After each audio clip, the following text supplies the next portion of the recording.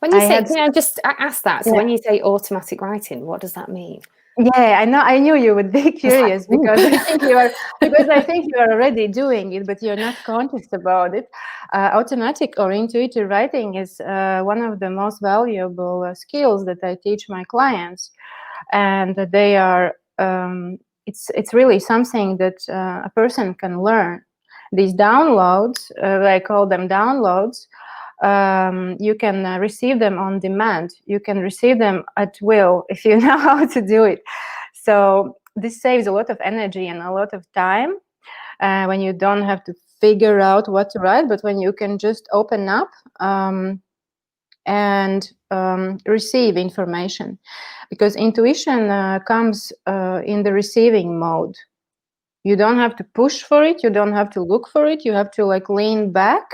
You need to have a request or a question. So, for example, I could take my journal and my special pen. I've got a lot of special pens. Lean back on that when I've got some space in my diary where it's not chocker, space to think and breathe. Lean back and say, I need some guidance on X, Y, or Z, whatever it is. Take a deep breath, put my journal down, and just write with no expectation. Yeah. Yes,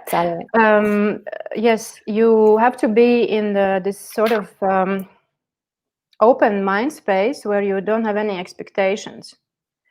Because once you have expectations, it's your mind, your logical thinking already putting something together. But you have to stay. Mm-hmm. Would that be a good exercise to do after something like meditation, for example, or a walk in nature? Yes. Meditation is absolutely necessary for intuition trainings. It's interesting to know, right? Yeah, because it's really interesting to know. How many people are actually meditating? And how many? If you think about it, not that many, but it's really essential.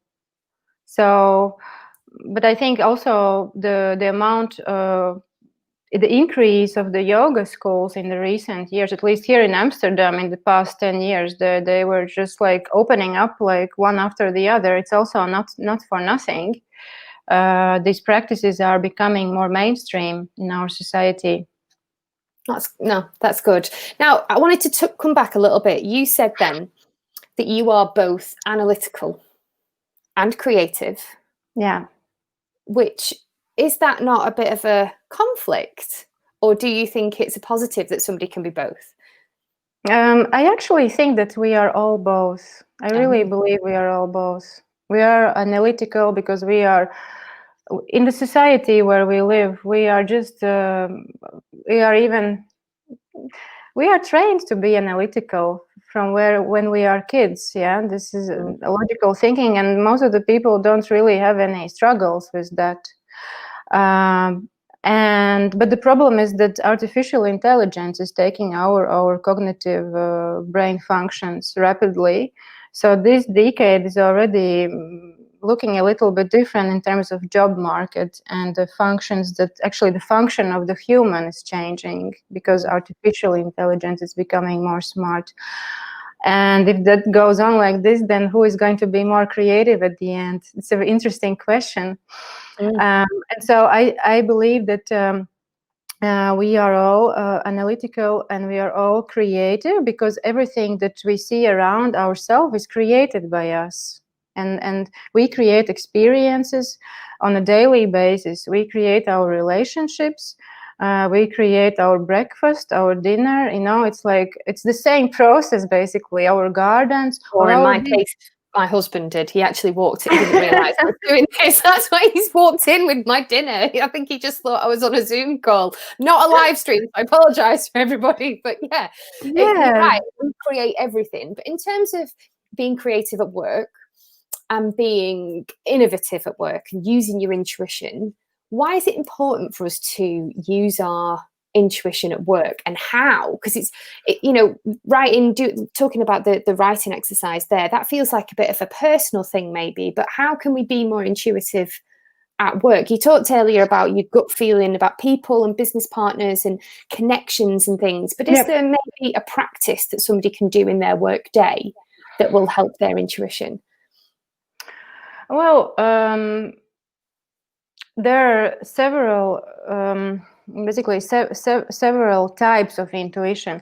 We can say social intuition, that's regarding the colleagues, the business partners. If you are maybe HR manager, then you need social intuition to understand whether somebody is a good fit for the team. And that's one. Then there is directional intuition. So that's more for the visionaries, for the CEOs, for the creative directors who need to have the vision like a lighthouse and to guide other people. So that's the creative leadership. And in this case, it's really a little bit magical. This is already what I explained about my own journey. And you just feel you are flowing, and you feel that there are some new openings happening in front of you. And so for these leaders whose job demands to be on the leading edge, who really need to come up with those creative solutions, intuition can connect with the heart, because everything starts with a vision. Like, how do I want to see this world better? How do I want to serve better? And combine something that was not combined before to really innovate in a new way. So I think that is like, definitely situation where we can use intuition as a skill, but there's also, of course, this space required, so what you said there, you were talking about creative leaders being like a lighthouse. Yeah, I know that what you do is you create that space, you give creative leaders the tools, the processes, the strategies, the safe space for them to be open and honest with you in a very, very safe and confidential environment. Because sometimes that lighthouse, the light turns off. And I think I've noticed this in people that I know, that when you come up the ranks and you get to that position of being in a leadership role, and all of a sudden you have to be the lighthouse, the pressure's on. And sometimes that light goes out. And I know that you're that person who goes and fixes that bulb and helps them Yes. screw it back in. That is what you do. Come to me when you have this problem. Yes. But I think the difficulty that you have in what you do is being able to convey to people that that's what they need, instead of being more push.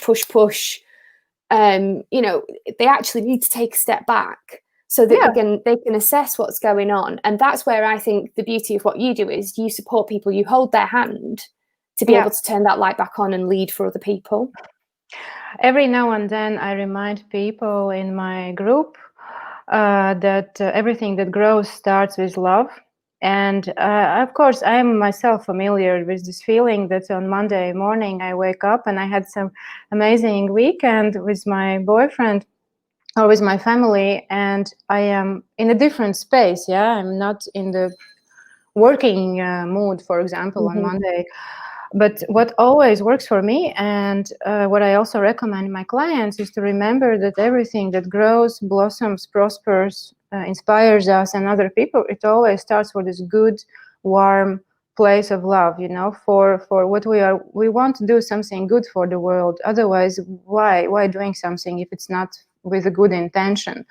And when there is this spark or this good intention and this this love, then people will understand you, because you cannot, how can you object love? It's not possible. It's stronger when you have good intention. You very easily create teams, you understand other people, they understand you, and it's much easier to work from this place. I suppose as well, that's why we often use the word passion in business. My passion is to do this, or my passion and my mission is to create X, Y, and Z, because it's a passion of mine. We do. And you're absolutely right there. The word passion and love, they're interchangeable. They kind of mean the same thing. So it comes from a place of passion. It comes from a place of love to put out into the world what you want to put out into the world. Because that's what's amazing about creatives. You want to change the world. You do. You want to do good. You want to use your skills for good. So it makes complete sense. And